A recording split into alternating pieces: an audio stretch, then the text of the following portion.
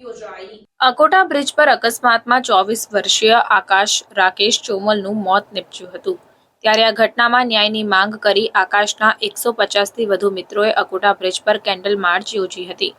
રવિવારે સાંજે 6 વાગ્યે મૃત આકાશ ચોમલના ક્લાસમેટ, રૂમમેટ સહિત 150થી વધુ વિદ્યાર્થીઓ અકોટા બ્રિજ પર ન્યાયની માંગ કરીને કેન્ડલ માર્ચ કાઢવા ભેગા થયા હતા। આકાશના સંબંધીઓ પણ આ કેન્ડલ માર્ચમાં જોડાયા હતા। વિદ્યાર્થીઓએ we want justice, Akash want justice સાથે આકાશ કે સાથ ન્યાય કરો, હમારે સાથ ન્યાય કરો સહિતના નારા લગાવી પોસ્ટરો સાથે કેન્ડલ માર્ચ કાઢી હતી।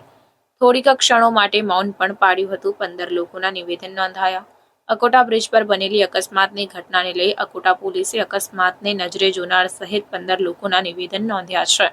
ત્યારે કાર ચાલક કલ્પ પંડ્યાના પિતા કનક પંડ્યા ઓમાન રહેતા હોવાથી તેઓ વડોદરા આવી ગયા હતા। અકોટા પોલીસે 4 કલાક સુધી કનક પંડ્યાનું નિવેદન નોંધ્યું હોવાનું પણ જાણવા મળ્યું।